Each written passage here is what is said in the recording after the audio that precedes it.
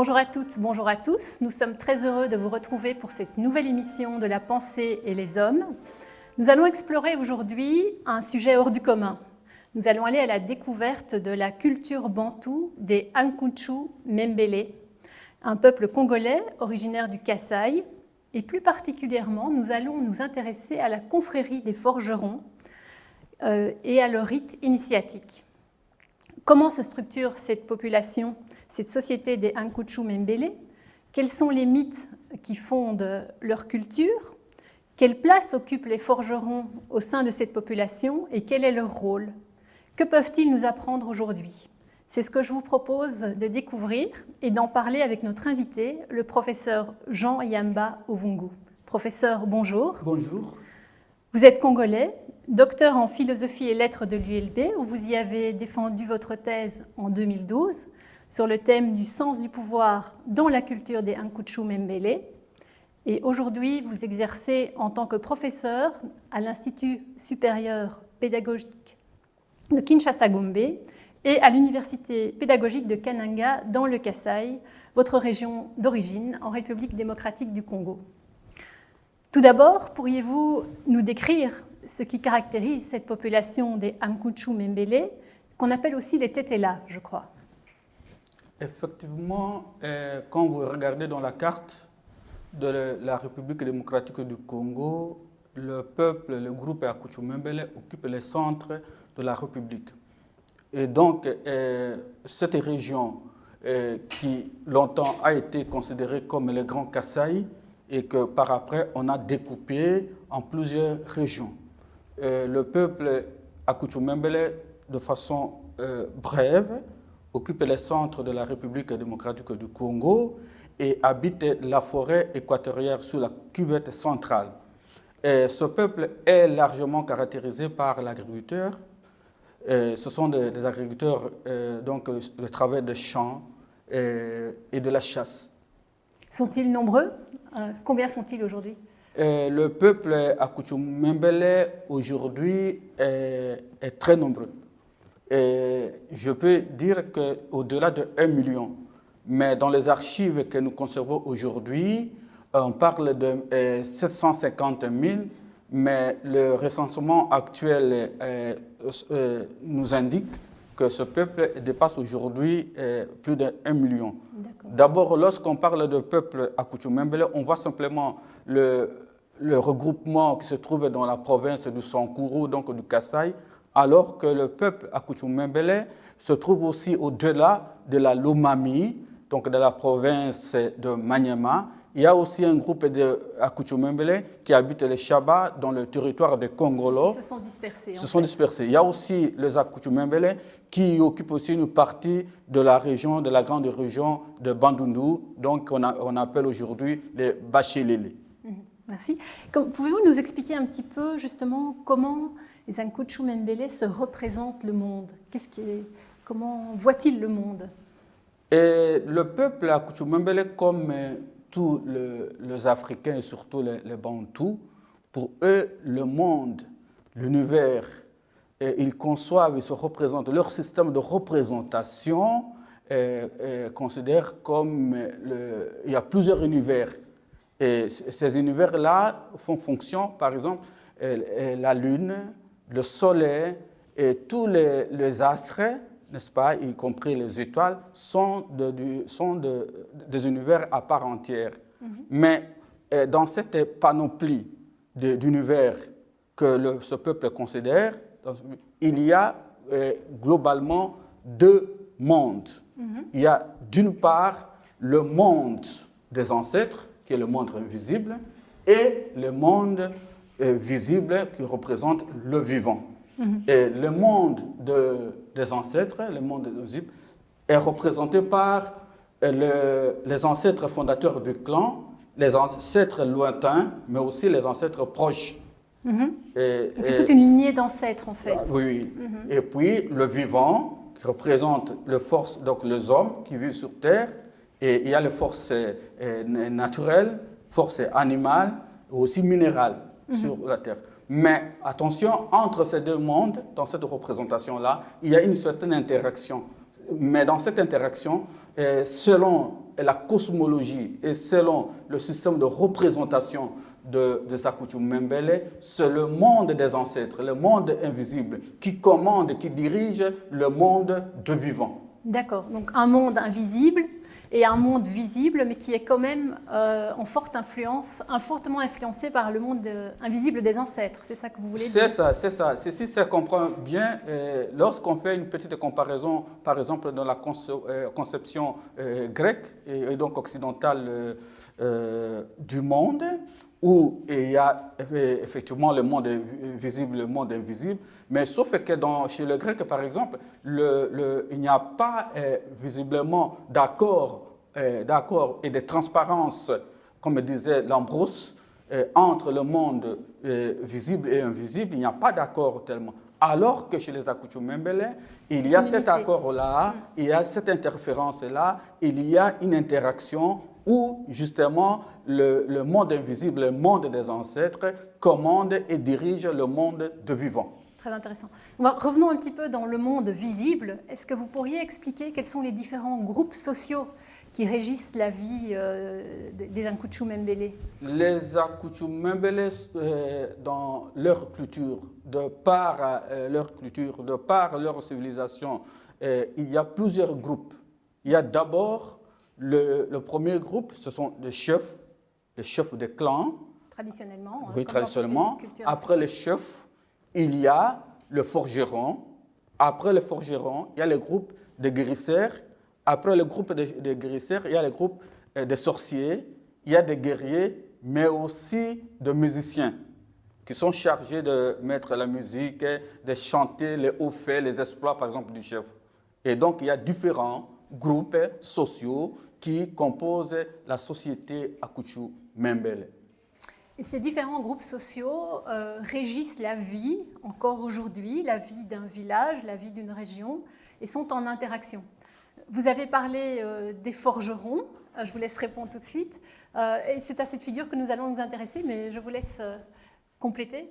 Dans tous les cas, chez ce peuple qu'on nomme Akutu Mbembele, que je dois souligner au passage, dans beaucoup d'ouvrages, dans plusieurs études, dans plusieurs publications du monde occidental, on met surtout, vous allez trouver, on parle de Tetela.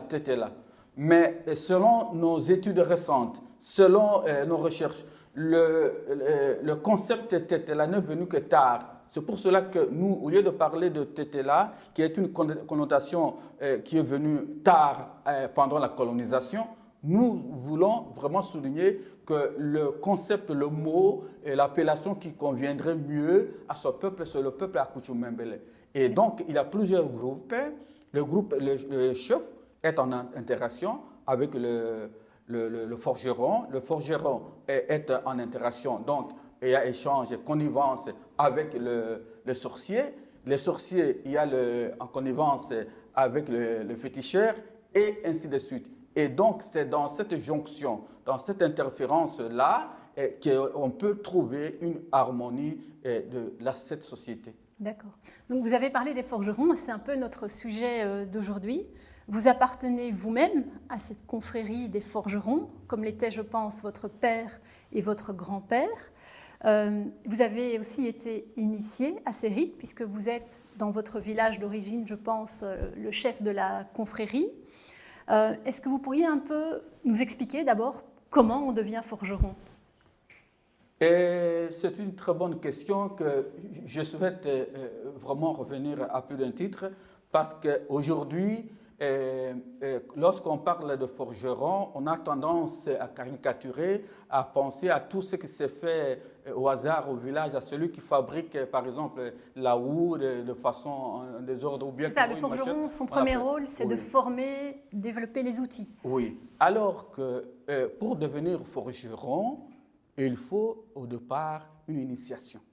D'accord. Et cette initiation, il y a deux volets dans l'initiation de forgeron. Il y a d'abord le volet enseignement pratique.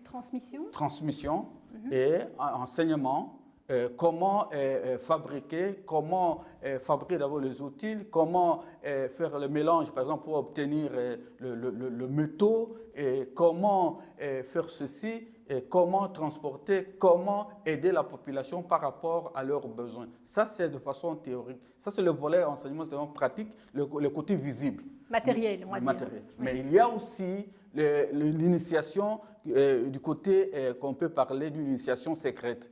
Parce qu'après avoir, par exemple, assimilé, avoir tout ce qu'on a comme théorie et même pratique sur la forge, il va rester au candidat, n'est-ce pas, une dimension secrète qui concerne spécialement la transmission du pouvoir pour opérer véritablement le travail du forgeron. Parce que le forgeron, il a un rôle dans la communauté. Il a un rôle, comme on disait, surtout de fabriquer des outils, ça c'est le côté visible, mais il a un rôle social également. Est-ce que vous pouvez un peu développer cet aspect-là? Effectivement, lorsqu'on parle de forgeron, comme je venais de le souligner au passage, certains pensent, ce qui est visible, ce qui saute aux yeux, c'est le travail de fabrication d'outils. Et pourtant, le forgeron joue un rôle important dans la société.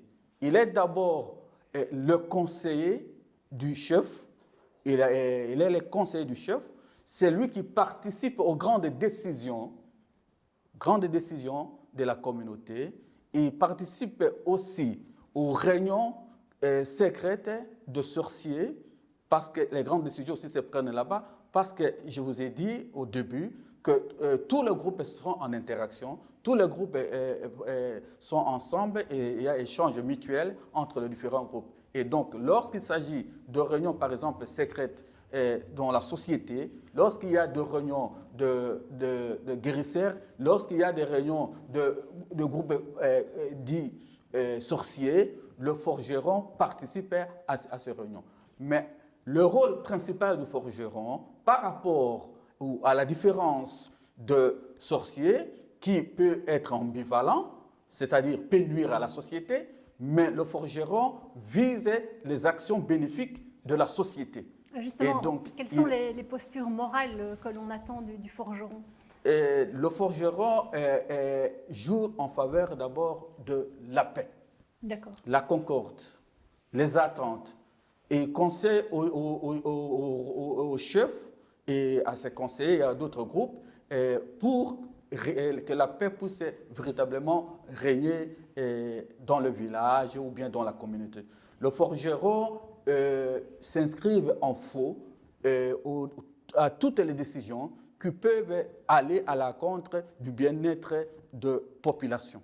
C'est pour cela que le forgeron, du fait qu'il joue en faveur du bien-être de la population, il favorise le bien vivre ensemble, il fabrique les outils pour la communauté, et il crée des réunions dans sa forge justement pour amener le peuple à aller de l'avant.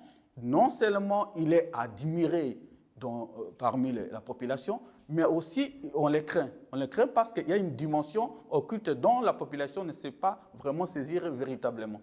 D'accord. Donc il y a à la fois un rôle pacificateur, il a un rôle de conseiller auprès du chef et de maintenir, comme vous disiez, la concorde, la paix. Il a un rôle de médiateur, on pourrait dire, au sein du village. Rôle de médiateur, non seulement de médiateur, parce que dans la forge du roi, il est interdit, par exemple, de se quereller. Et cela témoigne que non, il n'est pas seulement, il ne joue pas seulement le rôle de médiateur, mais en fait, il est en train de traduire son rôle-là véritablement en acte. Les forges ou la forge, c'est un lieu de paix, des lieux où les gens viennent vraiment se réconcilier. D'accord, donc vous pouvez peut-être un peu décrire comment ça se passe dans un village. Où mettons la forge et à quoi ça ressemble, une forge? La forge au village, on les met au devant de la maison, tout près donc de la rue, parce que tout celui qui passe est censé passer là-bas.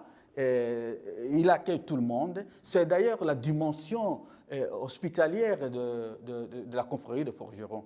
Donc, chez le forgeron, tout le monde peut y aller, entrer sans sans amendement, sans explication, sans interdiction. Tout le monde est le bienvenu. D'ailleurs, le côté humaniste de Forgeron, l'hospitalité, l'esprit de paix, l'esprit de concorde que doit régner dans le village. Donc, il donne vraiment un élan vraiment positif pour que la paix, la concorde et le vivre ensemble puissent véritablement régner dans la société. D'accord. Et donc la forge, à quoi ça ressemble? Si je passe dans ce village, je vais la reconnaître facilement?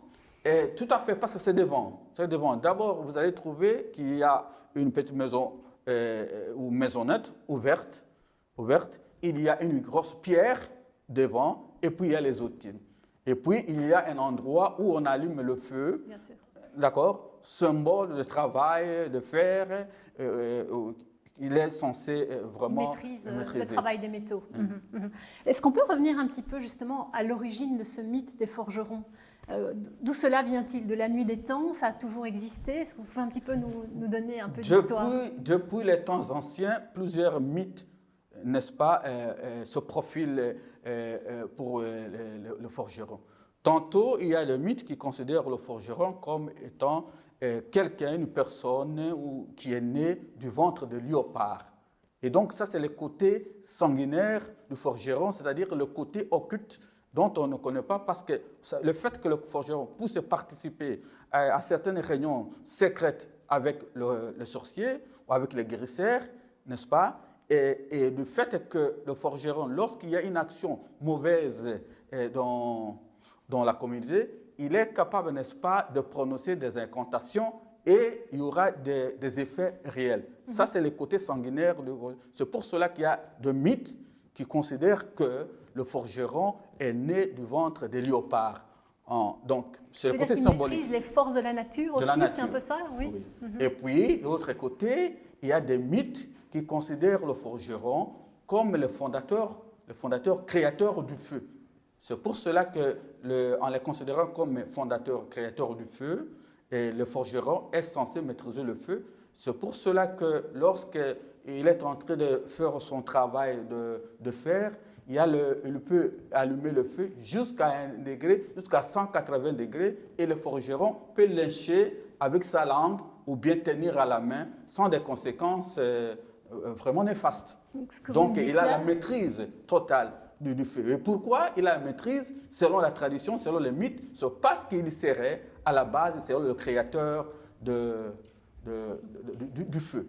Mais non seulement, il y a un autre mythe qui considère le forgeron comme étant quelqu'un qui a découvert, n'est-ce pas, qui est capable de pallier à l'insuffisance alimentaire. C'est parce qu'il a découvert comment fabriquer les houes, les manchettes pour travailler le travail de champ pour l'agriculture. Et donc, il est considéré comme l'inventeur. Et c'est de ce côté-là qu'il est aussi considéré comme un magicien. Le fait qu'il puisse inventer, n'est-ce pas, inventer les choses à pallier à travail de champs bien avant la colonisation. Bien avant le contact avec l'Occident, et le forgeron en Afrique fabriquait déjà des houes, des machettes et même de fusils. Et donc, il était censé être l'acteur, l'artisan. Comme on a dit, il maîtrise l'art de travailler les métaux, qui est quotidiennement utile pour la communauté, mais il a aussi un pouvoir où on le voit comme investi d'un pouvoir magique, avec des effets très concrets pour la population. Est-ce que vous pouvez un peu décrire justement ce côté un peu plus occulte, on va dire, du forgeron? Oui, effectivement, je vous ai dit que d'abord le côté occulte où les forgerons sont particulièrement craints en Afrique et chez les Akuchumembele. Le fait que le forgeron puisse participer aux réunions secrètes... Il est craint, mais respecté, c'est ça que vous dites. Oui. Il n'est pas craint. Il est craint, mais aussi respecté. C'est ça.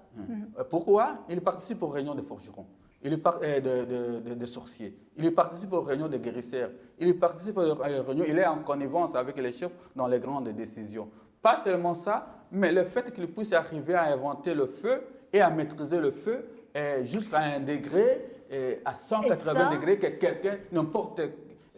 quelqu'un, une personne d'ordinaire, ne peut en aucun Bien cas, n'est-ce pas, tenir ni même se permettre de lécher avec sa langue. Mais le forgeron est à mesure de prendre ça même avec la main et de faire à 180 degrés, lécher avec sa langue, tenir avec la main et même s'asseoir sur cette barre de fer-là qui a son degré. Ces compétences, ces pouvoirs, il les détient grâce à l'initiation? Effectivement, ça ne se donne pas, ce n'est pas un allant de soi. C'est pour cela que j'ai souligné au départ qu'il y a le côté initiation à deux volets. Il y a le volet visible de l'apprentissage pratique et tout ça, et le côté invisible. Et ce côté invisible-là, on ne l'acquiert que lorsque vous avez terminé, lorsque l'initié, le néophyte a terminé le côté visible et on peut le doter auprès des anciens. Les anciens ici, ce sont le maître. Dans le langage occidental, on va parler de maître, mais nous, chez les Akuchumembele, on va les considérer comme les aînés chez le forgeron, qui vont, n'est-ce pas, doter les néophytes de pouvoirs nécessaires. C'est la transmission aussi. Oui, la transmission vont le doter de pouvoirs nécessaires, non seulement pour maîtriser le feu, mais aussi pour avoir le pouvoir, par exemple, lorsqu'il y a des cas de stérilité chez les femmes, on n'y va pas chez le médecin, on va chez le forgeron, et c'est le forgeron qui va bénir la femme stérile dans sa forge. Et quand il y a les cas de visite, donc la famine au village, tous les villageois doivent amener en fait la semence ou les semences, et c'est le forgeron qui va bénir la semence. Et il y a des résultats dans ce sens-là. C'est pour cela qu'au village, le forgeron est considéré à la fois comme magicien, il est à la fois respecté, très respecté même, mais il est craint. Pourquoi il est craint? Parce que justement, il y a cette dimension secrète, cette dimension occulte, parce qu'il est censé être doté de pouvoirs quelque peu un peu magiques. Est-ce que vous pourriez un petit peu, je ne sais pas si vous accepteriez, de décrire un peu la cérémonie d'initiation? C'est quelque chose de secret, ou vous pouvez un peu en parler? Oui, l'initiation, j'en parle effectivement parce que ici, nous sommes dans un monde occidental. Oui, et j'en parle aussi parce que depuis tout un temps, par mes recherches, j'ai adopté une autre posture qui consiste à changer un peu les mentalités, à aller un peu de l'avant et faire en sorte qu'il y ait une jonction entre les valeurs traditionnelles et les valeurs dites modernes. L'initiation chez le forgeron a deux étapes. Première étape, on va initier le néophyte, l'apprenant, l'apprenti au travail donc de fabrication de fer, comment on peut fabriquer le fer, comment on peut choisir par exemple les pierres précieuses pour arriver à en faire de fer, comment on peut fabriquer la forêt, aux alentours, etc. Et connaître les arbres, le nom des arbres, quel arbre peut utiliser pour telle fabrication, de servir, n'est-ce pas, pour la fabrication, par exemple, d'une machette, ou bien des manches de machette, ou bien de la houe. Tout ça, ça c'est le côté visible, le côté que tout le monde peut maîtriser, mais ça c'est le côté visible. Mais il y a une dimension de l'initiation qui est le côté vraiment secret, l'initiation secrète. C'est-à-dire, comment arriver à ce que le forgeron ou le néophyte puisse maîtriser maintenant le feu. Comment il peut avoir le pouvoir de bénir les semences? Comment il peut avoir le pouvoir de bénir une femme qui est stérile? Comment il peut jouer en faveur de forces maléfiques qui frappent la communauté? Comment il peut participer sans conséquences néfastes dans des réunions de personnes dites sorcières? Comment il peut participer dans des réunions de guérisseurs? Tout ça, ça requiert de toute évidence de pouvoir secret. Et ça, c'est le côté de l'initiation, le côté vraiment secret de l'initiation que... Donc, il y a des épreuves que l'impétrant ou l'initié Effectivement, il y a des épreuves. La première épreuve qui consiste à passer de la première étape du côté visible vers le côté invisible, c'est qu'on regarde chez les néophytes, l'apprenant, c'est de voir est-ce qu'il est moralement équilibré. C'est ça. Est-ce qu'il est C'est-à-dire que capable... l'initiation ne se confère qu'à quelqu'un qui fait aussi un travail intérieur de progresser sur lui-même. Oui, donc quelqu'un qui est moralement équilibré, quelqu'un qui est moralement calme, quelqu'un qui se comporte, bref, qui se comporte bien dans la société, vis-à-vis des autres et vis-à-vis de lui-même. Et à ce moment-là, on dit non, tiens, c'est quelqu'un qui se comporte bien, quelqu'un de bonnes mœurs, on peut lui conférer ce pouvoir parce qu'il peut garder le secret de la confrérie de forgerons, parce qu'il est à mesure de maîtriser ce pouvoir-là. Par contre, vous pouvez passer la première étape, le côté visible de fabrication et de tout ça, et que votre moralité n'est pas jugée suffisante, à ce moment-là, ça s'arrête. D'accord. Très bien. Donc, vraiment, parallélisme entre posture morale et le rôle qu'on transmet au travers de cette confrérie. Exactement, c'est important. C'est pour cela que mes recherches justement, actuelles... Continuez-vous à publier des recherches? Oui, mes recherches actuelles c'est le côté justement humaniste là qui m'intéresse beaucoup.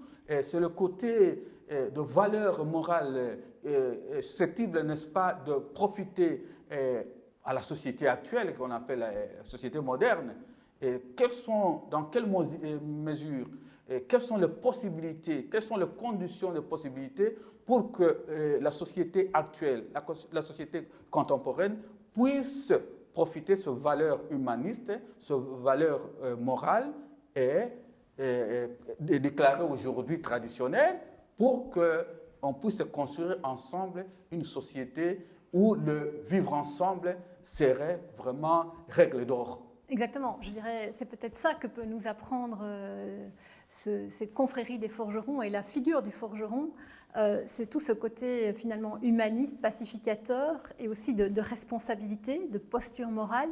C'est quelque chose que l'on pourrait transposer, vous pensez, dans notre société occidentale? Effectivement, non seulement l'Occident, mais même l'Afrique. L'Afrique aujourd'hui est déchirée par des guerres, par des conflits interclaniques, ethniques, n'est-ce pas? Des conflits qu'on pourrait résoudre vraiment sans les armes.